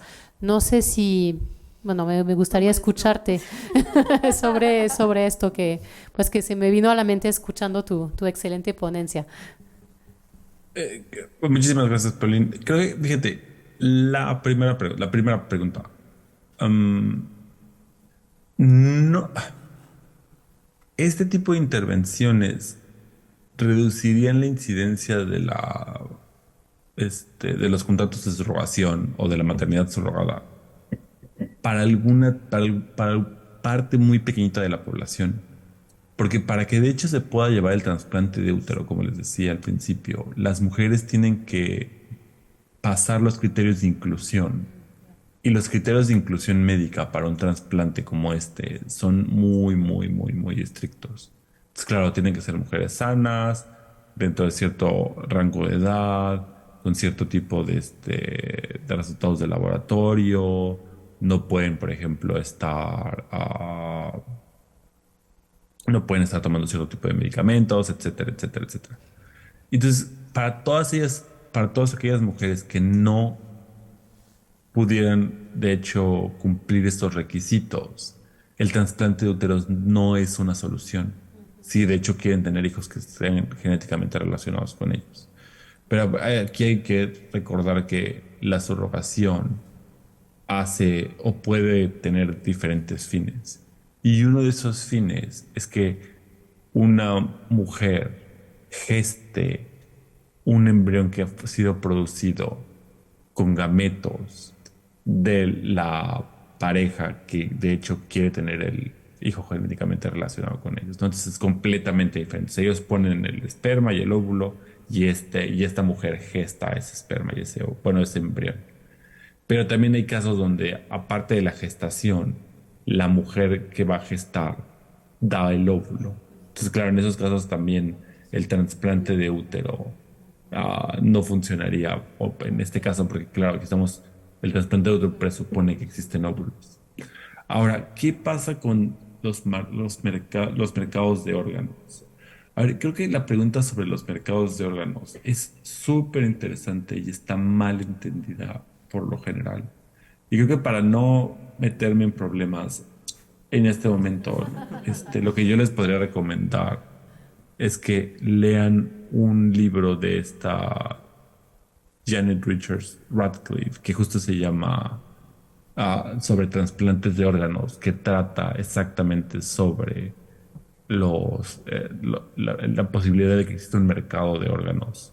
Y es interesante porque, claro, en este caso, cuando uno piensa sobre los órganos, en general está pensando que podría haber una disminución a las probabilidades de que el cuerpo sobreviva a cierto tipo de enfermedades o que haya cierto tipo de consecuencias adversas. Entonces, claro, por como solo funciona el útero, parece que eso no pasa así, pero al mismo tiempo, la cirugía para retirar el útero es una cirugía grande, ¿no? No es una cirugía menor. Entonces, también habría que examinarlo por ese lado. Pero ya, muy, muy interesante esa pregunta, Paulina. A mí me ha llevado a pensar desde el principio con el tema en una posibilidad muy posterior, tal vez no ahorita, muy posterior, donde un trasplante de útero con la tecnología adecuada, con la capacidad que se puede tener, me puede llevar a que un hombre pudiera querer un trasplante de útero. Estoy hablando posterior. Yo sé que ahorita me vas a decir que difícilmente se logra el trasplante para una mujer que tiene una enfermedad. Yo pienso precisamente a posteriori. Yo tengo parejas de hombres legalmente constituidas y que tendrían el derecho a estos trasplantes de útero. No sé si me estoy adelantando demasiado. No. Pero Esa por es ahí una va de las mi cosas teoría. que se han discutido. Por ejemplo, si una mujer trans podría recibir un útero para trasplante. A ver, como decías tú, parece que es algo que podría pasar en el futuro. En el día de hoy, los criterios de inclusión excluyen a las mujeres trans por las siguientes razones. no se acepta dentro de los criterios de inclusión mujeres trans o cisgénero que tengan neovaginas. Eso quiere decir que la vagina haya sido constituida de manera reciente, por ejemplo, como les decía, en el caso de las mujeres trans porque no estaba ahí antes, y en el caso de las mujeres cisgénero porque hubo cáncer, un accidente traumático, etcétera, etcétera, etcétera. Entonces, esa es una de las partes. La segunda es que al menos hoy en día no está claro, y es una cosa que se tiene que empezar con la investigación desde modelos animales, cómo los factores hormonales afectarían el desarrollo embrionario y si esos también afectarían la viabilidad del trasplante. Yo sé que hay grupos que de hecho están pensando en hacer o llevar a cabo investigación clínica en modelos animales, pero todavía no están en ello, ¿no? Entonces son como planes a largo plazo. Ahora, supongamos que estamos en el futuro distante y ya resolvimos todas estas cosas y sabemos que una mujer trans de hecho puede gestar y más bien que puede recibir un útero y que podría gestar y que la salud del producto sería igual que el de una mujer cisgénero. Ahora, si ese fuera el caso, entonces lo que nosotros nos tendríamos que preguntar es ¿qué razones tendríamos para prohibir dichas intervenciones? Y una de las razones que tendríamos que concebir o al menos considerar en ese caso es la de el éxito del trasplante en comparación con otras personas que estuvieran dentro de la lista de trasplantes. Y es una cosa que, por ejemplo, en medicina de trasplantes pasa muchísimo, ¿no? Entonces, por ejemplo, hay candidatos que son mejores que otros candidatos. Entonces, si ese fuera el caso y uno tuviera que considerar mujeres cisgénero y mujeres transgénero, eso tendría que ser algo que se tendría que discutir a futuro. Pero lo que es interesante aquí pensar es justo cuáles son las condiciones o por qué uno tendría que pensar que no le debería o que una mujer transgénero no debería recibir un útero trasplantado. Y como les decía, si estuviéramos pensando en un mundo donde hubiera muchos úteros para ser trasplantados y no hubiera limitaciones de recursos ni de personal, etcétera, etcétera, creo que las razones por las cuales habría, o las razones que existen para disminuir o para negar dicho trasplante serían muy, muy poquitos. Muchas gracias, doctor, por sus comentarios. Parece que es un problema un poco hacia el futuro, pero pues al mismo tiempo desde ahorita ya va generando las inquietudes, ¿no? No sé si hay alguien más dentro del aula que quisiera hacer alguna pregunta. Ahorita en lo que el doctor nos estaba dando su respuesta, pues a lo mejor yo perdí el dato en su exposición, doctor. Me pareció entender, quizá entendí mal, que uno de los criterios para incluir o no a alguien dentro de que pueda recibir un trasplante de útero es que el trasplante, vaya, es a una mujer que va a tener sus propios ovarios y con el útero trasplantado. Vaya, a lo mejor eso también podría, al menos hasta ahorita, ¿no? Dar un poco una respuesta al tema de las mujeres trans, ¿no? O quizá las cosas cambien, ¿no? Digo, seguimos hablando de algo muy adelante. Creo que depende, porque claro, depende qué es lo que quieras obtener del trasplante. Entonces, claro, si las mujeres de hoy lo que quieren obtener es una mezcla, son dos cosas. Una es gestar, pero la otra también es tener hijos genéticamente relacionados con ella. Pero en el caso de las mujeres trans, por ejemplo, podrían solo querer gestar y no tener y la parte la parte de la relación genética podrían no quererla. Pero como ustedes, si recuerdan, una de las cosas que mencionó Pauline al principio es que parte de mi otro trabajo tiene que ver con la ética de la gametogénesis in vitro. Esto quiere decir de generar espermas y óvulos en un laboratorio, por ejemplo, de células madre. Y una de las cosas súper interesantes que se han llevado a cabo en modelos animales es que se han podido crear embriones que han llegado a término con células que vienen de dos madres o dos padres. O sea, los científicos han logrado reprogramar células de un ratón macho para volverlas muy parecidas a óvulos y que de hecho estos han sido fertilizados por esperma y han acabado produciendo ratoncitos. Y lo mismo para el caso donde son dos hembras. Es un poco más complicado porque uno de los genes que tiene eh, uno de los genes que viene en el cromosoma Y es el que de hecho permite la espermatogénesis. Pero lo hacen una técnica un poco diferente, pero hay datos, o sea, hay estudios que han demostrado que es posible generar este, ratones por dos machos y por dos hembras. Entonces, claro, si uno piensa a la distancia, claro, las posibilidades son todavía muchísimo más diversas, pero al momento eso sigue siendo parte de la ciencia ficción, aun cuando muchísima gente dentro de la ética médica ya se está preguntando cómo hay que concebir eso, cómo pensaríamos llevar a cabo investigación clínica, cuáles serían la forma de de proceder, etcétera, etcétera. Pues, muchas gracias, doctor. Creo que en resumen no hay una respuesta fácil, aún si son problemas muy hacia futuro, pero muchísimas gracias, doctor, por su intervención. Hay una pregunta. Sí, bueno, si me permite la doctora. Nada más sí, César, si puedes aguantar la última pregunta, César, Sí, sí, sí. ya nos sentimos mal ahí que te desveles tanto. No te preocupes. Doctor, una pregunta rápida.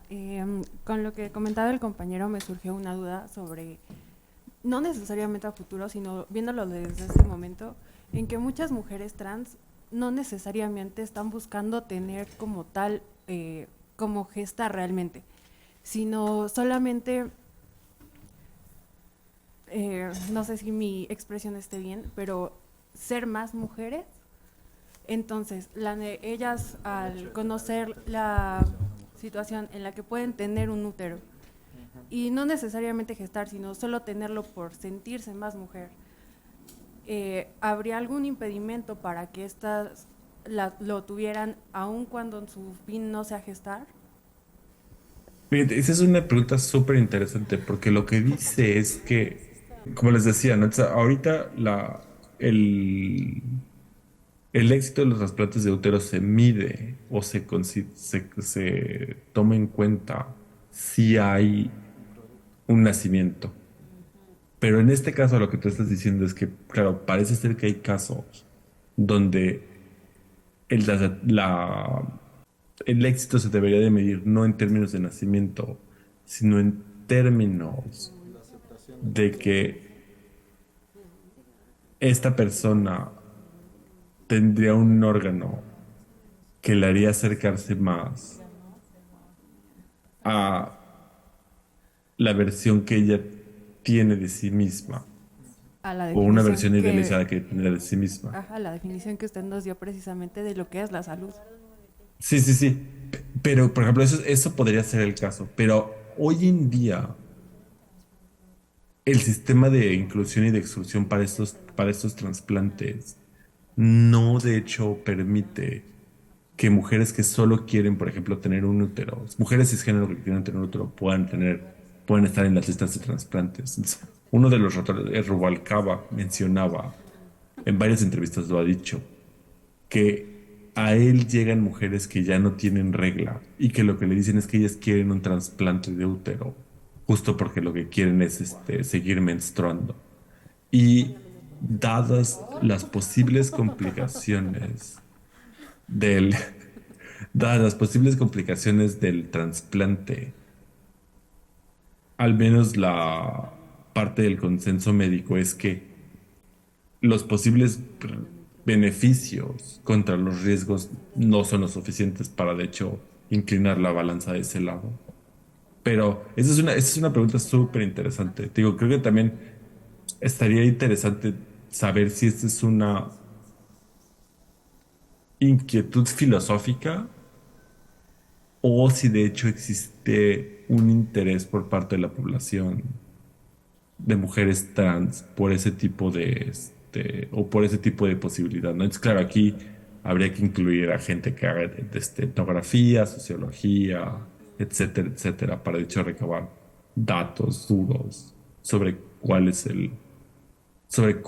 cómo las mujeres trans ven la medicina reproductiva futura. Pero sí, muy bien. Muchísimas gracias, doctor, por la respuesta. Y parece que no hay más preguntas en los participantes en el Zoom y además, pues en atención a la diferencia de horario en la que se encuentra el doctor, que pues entendemos que es pues muy noche por allá. No sé si las doctoras quieren ir cerrando.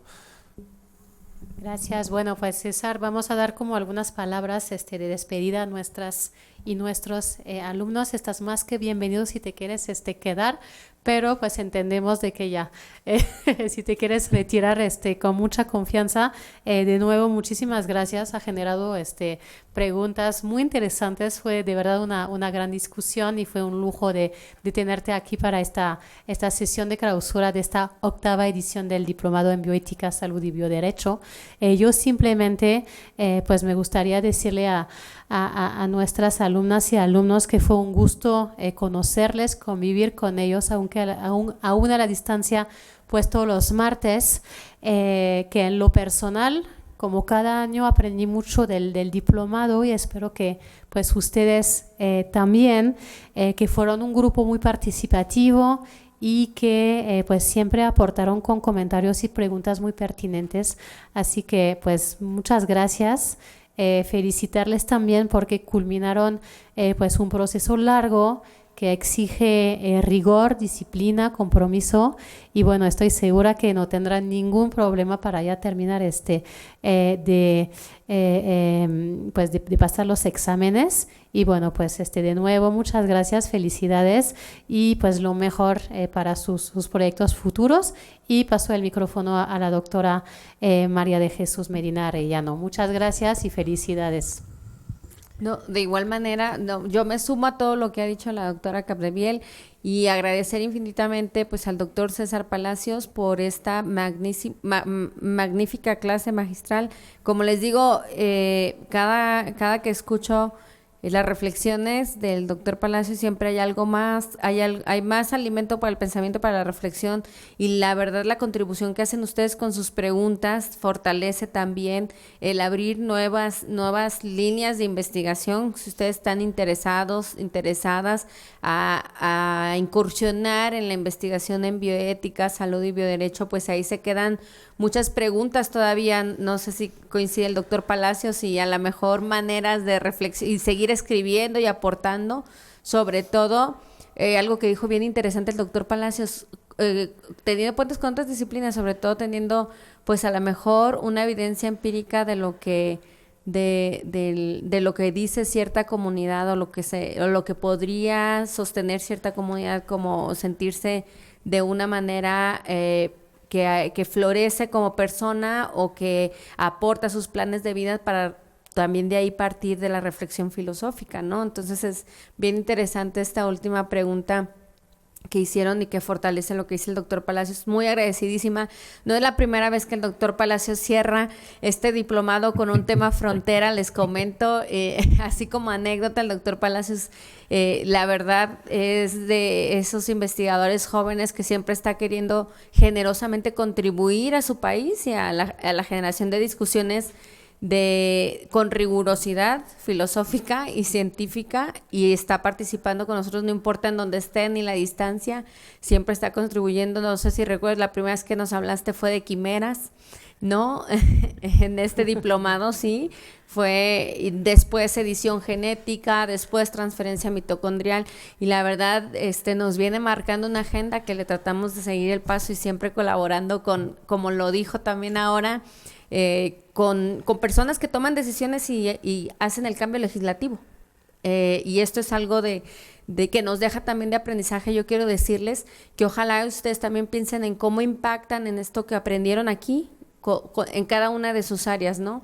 Aquí lo que hemos tratado es vincularnos con las y los legisladores para que se modifique la regulación y tengamos certeza, sobre todo de la investigación científica que pasa en nuestro país y que garantice que se acceda conforme a un derecho, o bien, si no es un derecho, que se regule bien para saber cómo vamos a acceder a estas nuevas tecnologías, ¿no?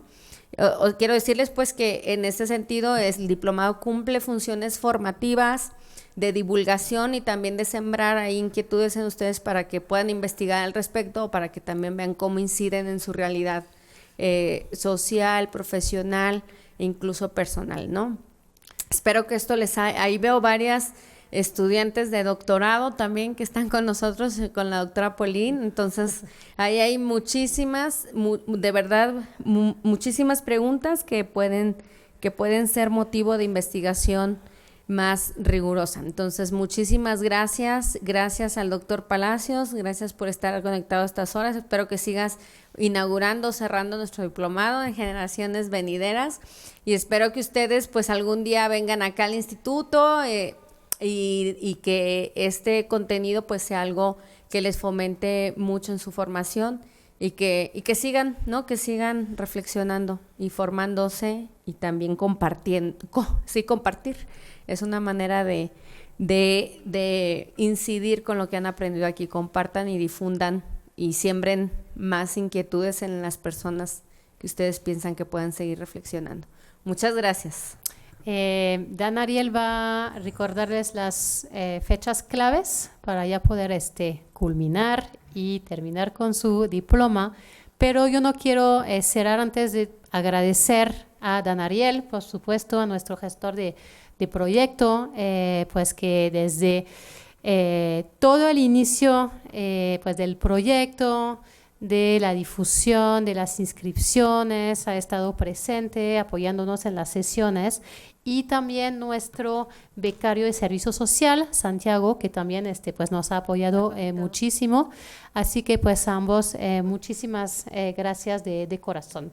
Y Dan Ariel, te paso el micrófono para fechas claves, y igual si hay un par de dudas, adelante también podemos tomar 5 minutos más. Pero bueno, por mi parte ya me despido. Felicidades y un gustazo.